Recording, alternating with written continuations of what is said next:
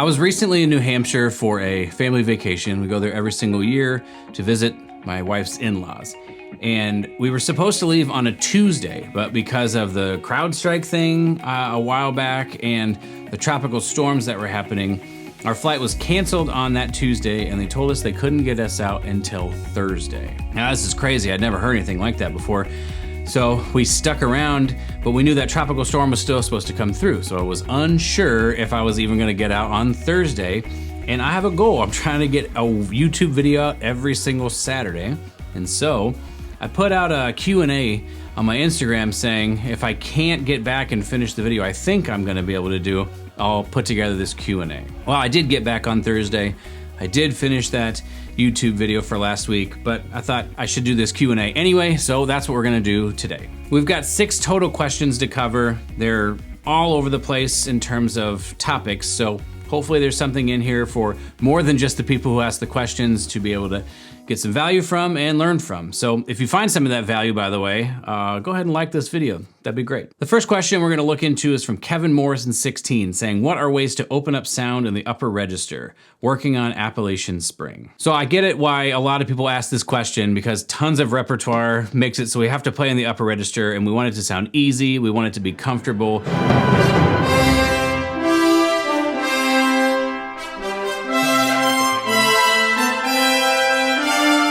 And the upper register often is the opposite of that. It is hard and it's not comfortable.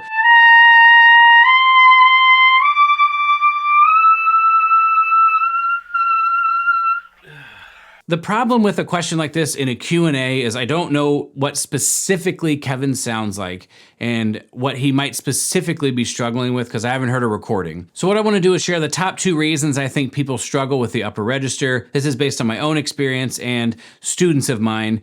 And hopefully one of these 2 reasons is what Kevin is struggling with and will help him and maybe also help you watching. So when Kevin says the phrase, what are ways to open up your sound in the upper register, that cues to me that the possible problem that he's experiencing is not playing in the center of the pitch as he goes up. Every single note on the trumpet has a resonant center of the pitch. It's the part where things ring the best and it's the easiest to play and all that kind of stuff. And if you aren't in the center, let's say you're a little bit high on the pitch, as you go up, the slots get a little bit smaller and a little bit smaller until it almost feels like you're walking a tightrope, where if you miss just slightly, the note's not gonna be there and you're gonna miss it. The way I would explore working through this is through scales.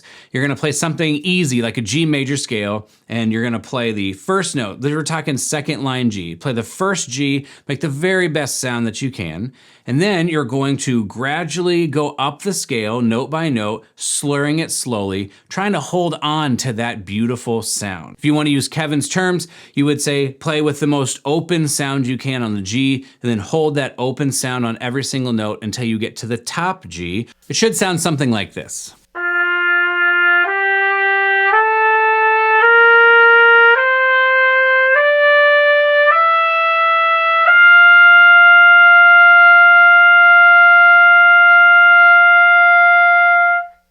Then what you want to do is just progress up by half steps until you reach a register where it's more difficult for you, but you're still trying to have the same approach. A beautifully open first note, keeping that open sound until you get to the top of the scale. As the challenge gets harder, as you go higher in the tessitura, it's going to get softer when you get into the upper register. This is fine. If you feel like you're gonna injure yourself or something, you should obviously stop. I'm not advocating you keep going, but if you are able to make an open sound on the top of the scale and it's just a little bit softer, this is fine. And I actually think it's the precursor to developing the familiarity with this note that you will eventually be able to use to play louder on that note. Here's an example of a scale that would be harder for me, that the notes get softer as you get to the top, but I think I'm still hanging in that open part of the sound.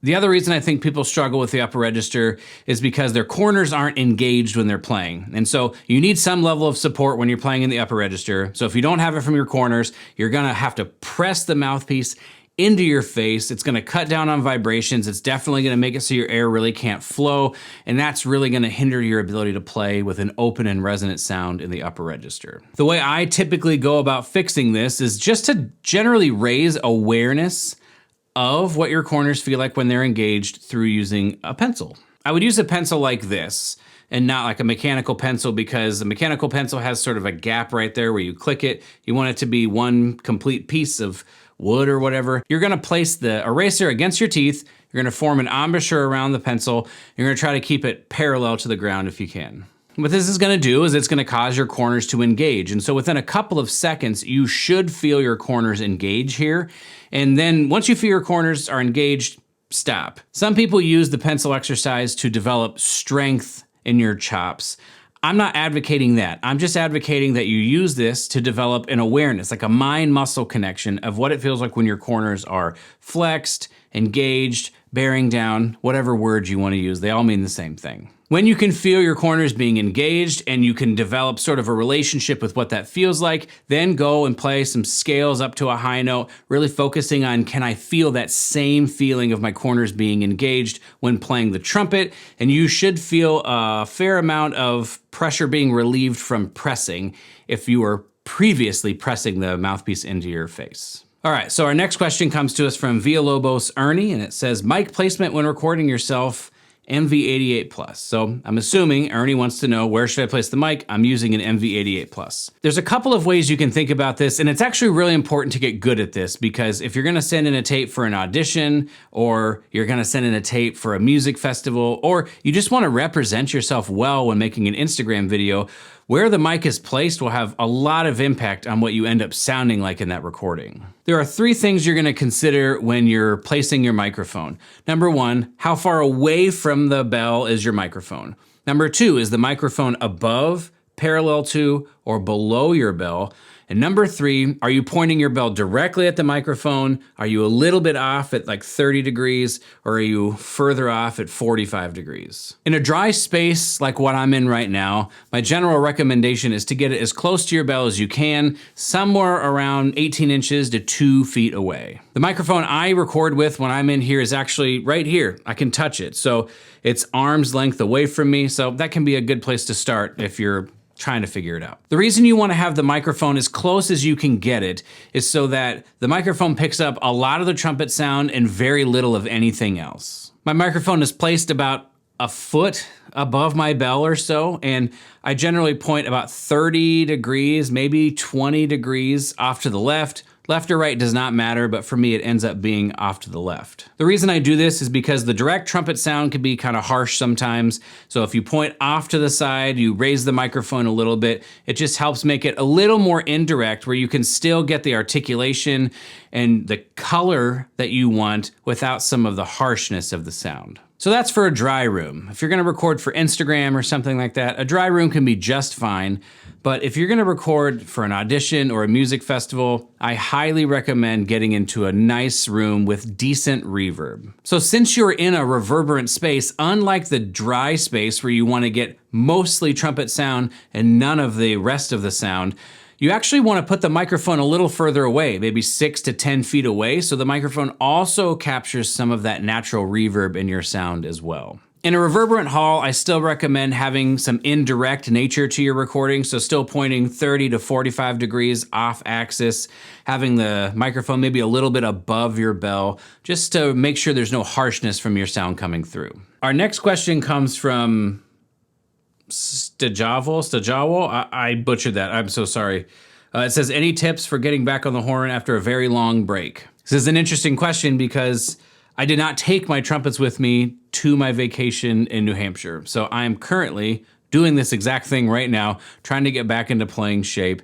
And I'll just share with you what I'm doing to get back into shape. So basically, I have 3 different types of days: a regular practice day, a light practice day, and a rest day. My very first day back, let's call it day 1, is gonna be a normal practice day. For me, that just means I'm gonna play a fair amount. I might get a little bit tired, but I'm not beating my face in completely. I'm stopping where things are still functioning, but I'm pretty tired. It's time for me to stop. And then day 2, I will rest. Day 3 will be another normal practice day. And then day 4 will be a light practice day. And then I will rest. So instead of having 2 heavy days, I have a regular day and a light day. So like 1.5 days of practice if you want to think about it that way. The next day I come back will be day 6. So that's going to be a regular playing day. Day 7, regular playing day. Day 8, a light playing day. Day 9, rest. Day 10, regular. Day 11, regular. Day 12, regular. Day 13, light.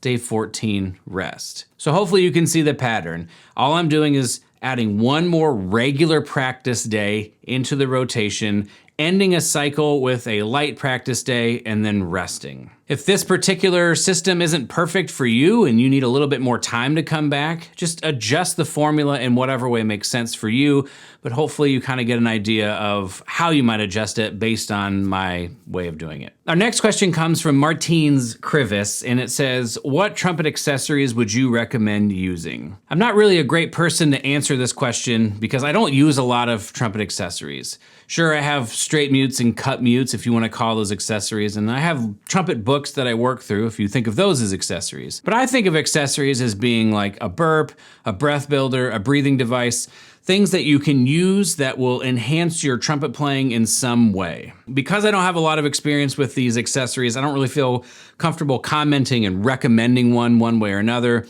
The only accessory I do have some experience with is a breathing bag. The breathing bag is exactly what it sounds like. It's a bag that you breathe into. There's different sizes, different liters, and what we want to do is take a deep breath, breathe into the bag inflates, and then as you pull your air back in, you inhale, the bag is gonna deflate. So it can be a great visualizer for how much breath am I expelling, am I rebreathing all of that air, and more or less just good cues for good healthy breathing. So if you struggle with that and you're playing, this could be a very helpful tool that you might wanna check out. Other than that, since I don't feel comfortable giving you my opinion on things that I haven't used that much, instead I'm gonna direct you to some other resources. So I found an article on Trumpet Headquarters where it talks about all these different devices and talks about what they are. So this is definitely a resource I would check out in case you just want more information. And I also want to link another video from the YouTube channel John Talks Trumpet.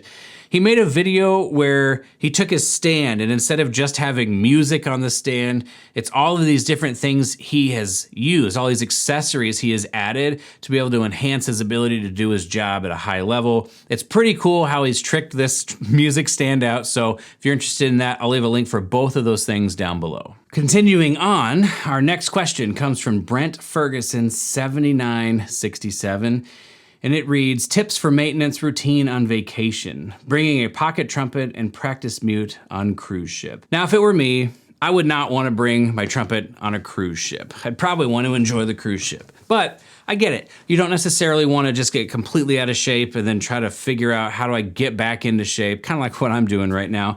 And you'd rather just play a little bit each day so that you just stay in a nice groove, so that coming back after vacation, you don't actually have to come back, you just pick up where you left off. So I'll just share some ideas and hope that it's helpful. In general, if I was trying to develop a maintenance routine, I would be looking at how much am I doing overall, and are there ways that I can do less or cut things out completely for the time being, for this maintenance period. For example, if I am playing 5 articulation exercises per day, could I do 2 articulation exercises and still feel like that's gonna be fine? Or maybe something like multiple tonguing, it's good to do, but if you might be able to leave it out for this period of time and not feel like you're missing out on something, maybe just cutting that out completely is a good thing to do for this maintenance routine you're talking about.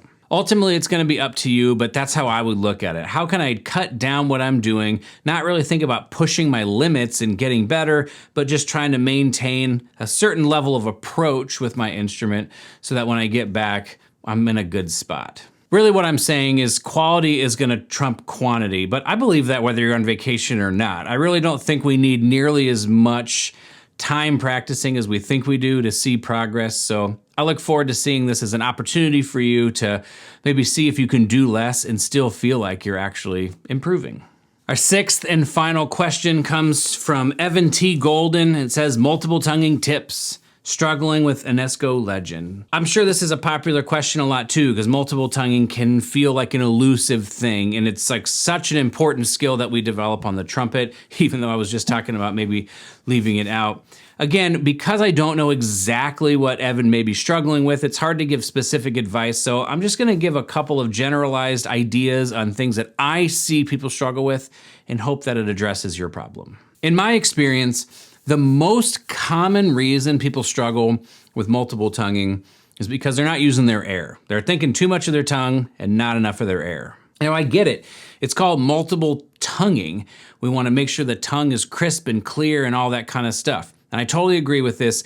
It just doesn't happen necessarily the way you would think it happens. What I believe for the trumpet, and this is like for me a principle, like it has to be true at all times when you're playing the trumpet, that the trumpet is an air-driven instrument. And so we need a consistent and energized airstream at all times, even when we're multiple tonguing. So the challenge is, how do I multiple tongue with a consistent and energized airstream? Here's how I would tackle this. So I'm working through editing this video, and for some reason, I must have gotten confused.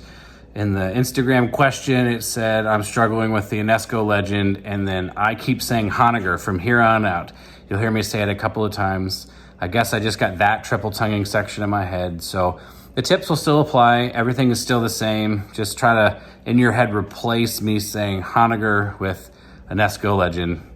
Sorry for the confusion. First, while it's definitely important to practice the Honegger and these series of notes in this context so that you understand how to navigate it, I would not get better at triple tonguing or double tonguing in the context of a piece of music. Rather, I would go to something like Arbin or something like Arbin, where I can break it down into a very simple way and explore the skill and get better at the skill. This is also important so that you don't develop negative associations with repertoire where you're trying to learn a skill, because if you practice the Honegger and you sounded not great while you were developing it, we would be carrying that mental baggage with us even if we got better. I like to use Arbin exercises to start. So we're gonna use Arbin exercises. The next thing I would do is I would make sure that I have a very, very clear idea of what a successful balance between air and tongue feels and sounds like. And I would make sure I had this understanding before I started to play anything fast. If I didn't have a clear idea,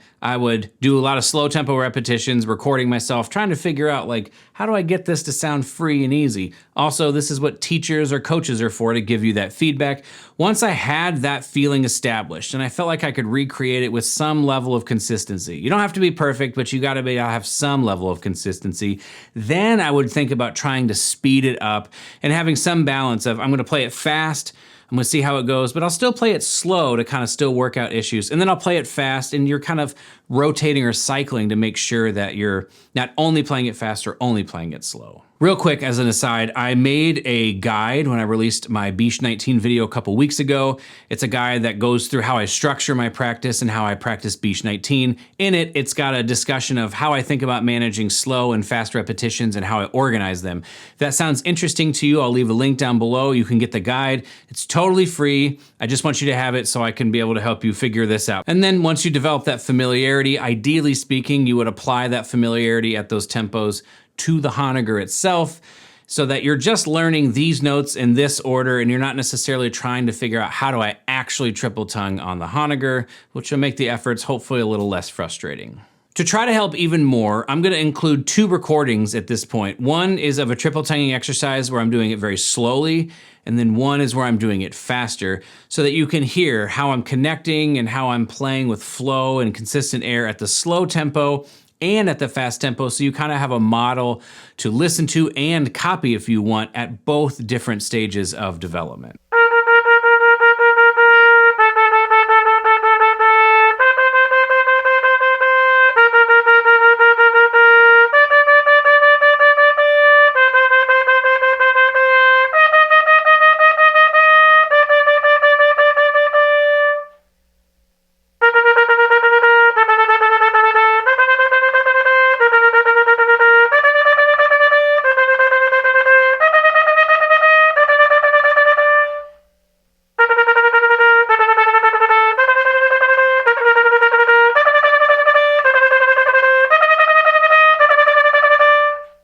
that's kind of the big reason I think someone might be struggling with multiple tonguing on the Honegger, but here's a couple of other ideas to explore if that's not the case. Although it's a technical passage, you want to still make sure you're trying to phrase it so that the music is going somewhere, and it kind of helps lighten things up. To work on this, you just want to slur it nice and easy so you can figure out, where do I want the peaks to be, what do I want the valleys, what are the important notes, where am I coming away, and then you want to try to copy that same phrasing when you add the articulation in. I'd probably try to do this at a slower tempo at first, just so you can drive as much success early on as you can. Another reason you might be struggling is you're simply just playing it too fast for your current skill level. There are some trumpet players out there who can do insane things and play at insane tempos, but for the rest of us who struggle with these types of things, I would say technique is a struggle that I've had for a lot of my career. I have to be somewhat conservative with the tempos I choose. I still want to challenge myself and make it exciting, but sometimes I can't just play it at whatever tempo somebody else can do it at, and I got to find the one that's right for me at my skill level, but that also is musically exciting. So that could be it too. And the third reason you might be struggling is because instead of sort of keeping one consistent, even airstream, you're kind of playing up and down. So you're giving a little bit more for the high notes and then pulling back for the low notes. And it's causing this sort of roller coaster, like uneven airstream that's going to make it really hard to keep the air forward and consistent and to drive more consistency and evenness into your playing. I've actually got a video about that, so if you want to check that out, click the video on the screen and you can learn more about that. Thanks for watching the video. We will see you in the next one.